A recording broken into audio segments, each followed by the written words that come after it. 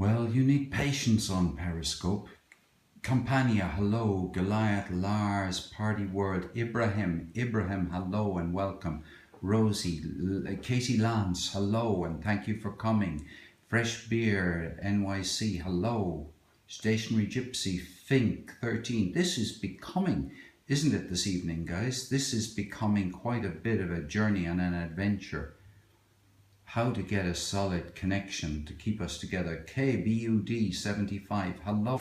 I keep saying to myself, you know, to be able to use Periscope, you need patience and you need various things like tenacity, stamina, and you need to be, yes, the good weather. Famcal, hello. Good evening and welcome to... Well, I'm in Cork in Ireland, south coast of Ireland. Sawyer, Jonathan Sawyer in the UK, he's a DJ on radio, I tell you that. I'm not sure what Jonathan's doing these days, but that's where I met him first. Susan Bowen is here. Wingnut is here from California. Islo Marimbas. Oh, I'd probably make a pig's ear of how to pronounce it. But just to say, any of you who are not, this might be your first time coming here. If it is your first time coming here to the Walt Whitman show, thank you ever so much for coming. And it would be lovely if you would say where you're from, and then other people will say where they're from. So we have a sense of a community that stretches all around the world.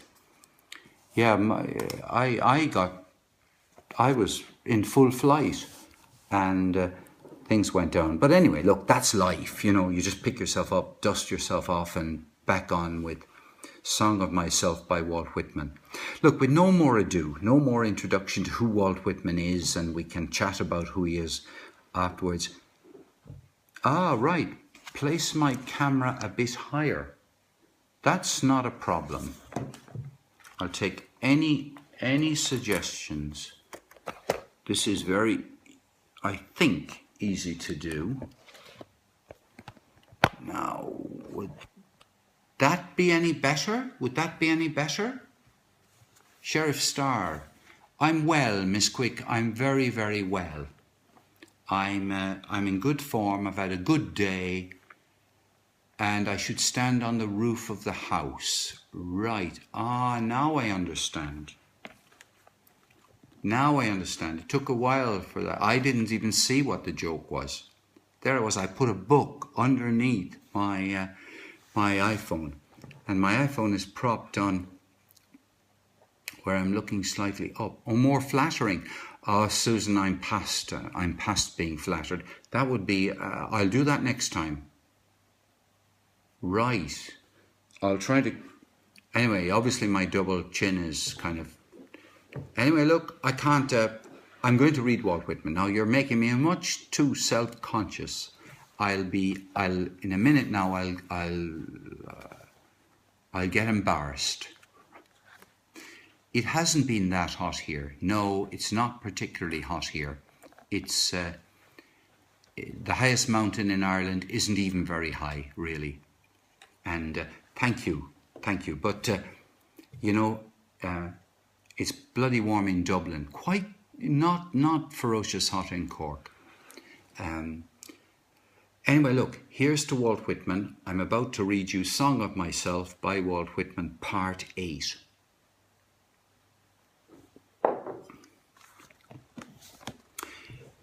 The little one sleeps in its cradle. I lift the gauze and look a long time, and silently brush away flies with my hand. The youngster and the red-faced girl turn aside up the bushy hill. I peeringly view them from the top. The suicide sprawls on the bloody floor of the bedroom. I witness the corpse with its dappled hair. I note where the pistol has fallen. The blab of the pave,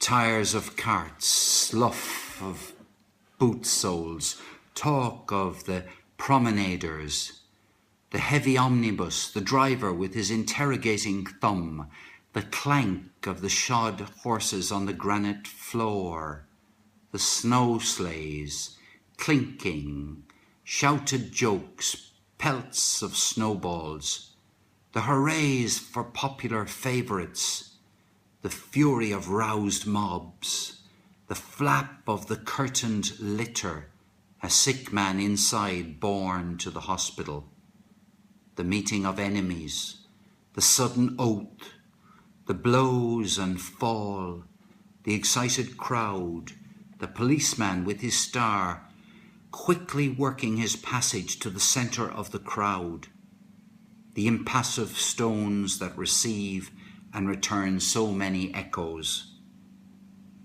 What groans of overfed or half-starved, who fall sunstruck or in fits.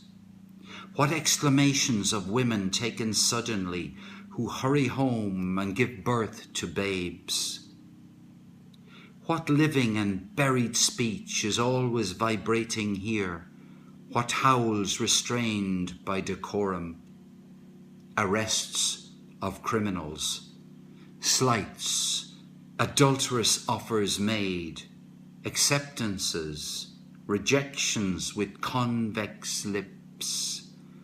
I mind them, or the show, or resonance of them.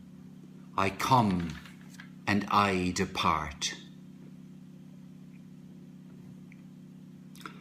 Part 8 of Song of Myself by Walt Whitman. And I'm going to read it again. So that it can sink in. It takes more than one reading, definitely. Maybe as many as 3 for a piece of poetry to really sink in. So I'm going to read the piece again. It begins with a lovely line. The little one sleeps in its cradle. I lift the gauze and look a long time and silently brush away flies with my hand. The youngster and the red-faced girl turn aside up the bushy hill. I peeringly view them from the top. The suicide sprawls on the bloody floor of the bedroom. I witness the corpse with its dappled hair. I note where the pistol has fallen. The blab of the pave, tires of carts, slough of boot soles, talk of the promenaders, the heavy omnibus, the driver with his interrogating thumb, the clank of the shod horses on the granite floor, the snow sleighs clinking, shouted jokes, pelts of snowballs, the hurrahs for popular favourites, the fury of roused mobs, the flap of the curtained litter, a sick man inside borne to the hospital, the meeting of enemies, the sudden oath, the blows and fall, the excited crowd, the policeman with his star quickly working his passage to the centre of the crowd, the impassive stones that receive and return so many echoes. What groans of overfed or half-starved, who fall sunstruck or in fits. What exclamations of women taken suddenly, who hurry home and give birth to babes. What living and buried speech is always vibrating here? What howls restrained by decorum? Arrests of criminals, slights, adulterous offers made, acceptances, rejections with convex lips. I mind them, or the show, or resonance of them. I come and I depart. Part 8 of Song of Myself by Walt Whitman. Published in 1855. written presumably sometime between 1850 and 1854.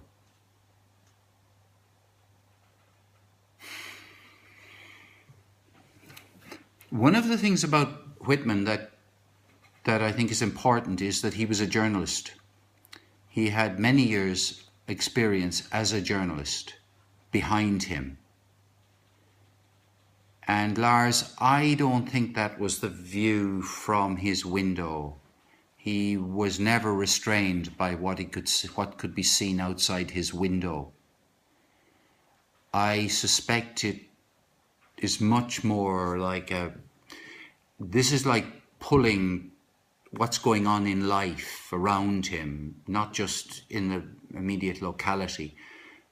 But to me, he's showing anyway the skills of a journalist. Every line is a story in its own right. You love the description of the sounds on the street. Yeah. They're great. There's a line, the first 2/3 of this line I find just quite amazing, really.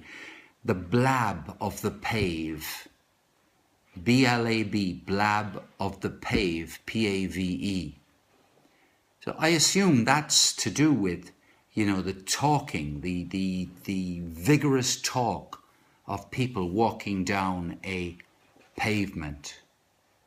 Did he continue to be a journalist, or did poetry? He became an a poet and an essayist. When did he stop becoming a journalist? That's a very good question. I can't remember that I ever knew for sure. He certainly. Wait a minute. He published Leaves of Grass. He was an editor at the time. He reviewed his own book. He published his own review of his own book under a pseudonym. It's powerful journalism, isn't it? It's the best. It's superb journalism, that piece. I mean, is he more a philosophical storyteller than a poet?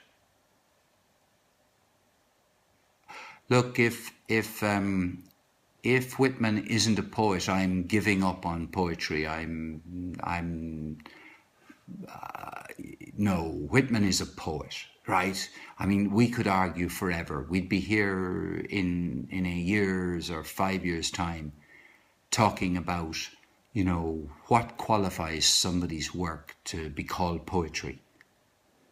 I got finding it so impossible myself that I decide, well, look, if the writing begins in from the left-hand margin and doesn't reach the right-hand margin,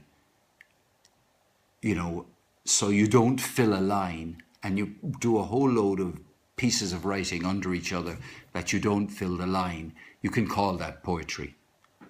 Now, it may be lousy poetry. It may be absolute rubbish from the point of view of poetry, but at least it looks like poetry. Julie, hello, Julie. Good day to you. Good day to you. There's been a huge argument about whether Whitman actually knew the rules for poetry. It is absolutely certain that Whitman changed the rules for poetry. I mean, we're talking now not about, an average poet in the middle of all the other poets. We're talking about somebody who really was different and who, he knew other people's work. It's not like, he didn't know other poets. But he came to be respected enormously by all poets. But in the early days, when he was absolutely criticized for no rhyme, no steady meter, the absurdity, of course, is that Shakespeare gave up rhyming, at a very early stage in his writing. So, I mean, and to talk about him not having steady meter, I mean, he's so rhythmic. He is so rhythmic, and there's so many internal rhymes and alliteration and stuff. It's